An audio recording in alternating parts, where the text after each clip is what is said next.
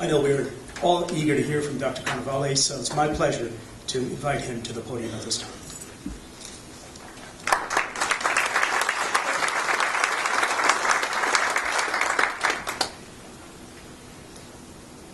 Sorry, I didn't mean to jump up here before, but if I see an empty mic, I go for it.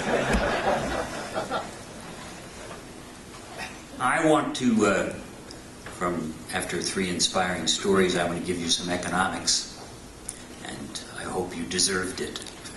You must have done something bad today. But what I want to do is to try to put what we heard this morning in a different kind of context.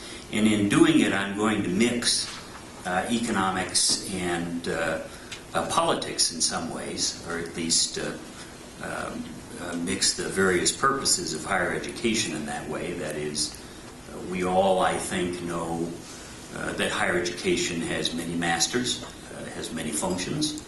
It serves the culture. It is a device by which we learn to understand each other in a diverse culture like this one. That's very important. It is and unusually so in the American case, I would add. And I would also agree with people who will tell you that it is an important part of our political process to the extent that we want well-informed citizens who are capable of defending our freedoms and our system, the processes by which we make decisions and do so with a minimum of rancor and damage.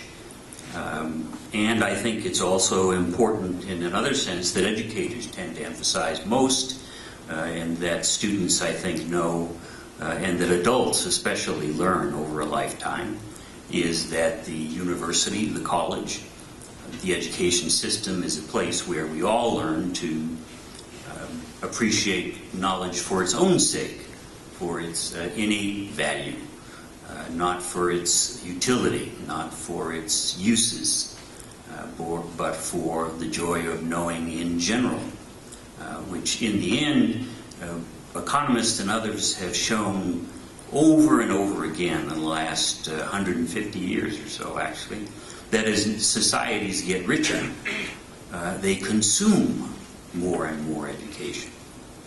It appears that human beings, once they meet their minimal threshold material needs, one of the first things they want to buy after the third car is they want to buy learning. We buy more of it for our children, we buy more of it for ourselves. We would rather send our children to a 4-year college to get the broad general education because we know or feel that it will be good for them as people and develop them. We also want them to get a job. But the university, college, whatever we want to call it, the school system serves all those functions.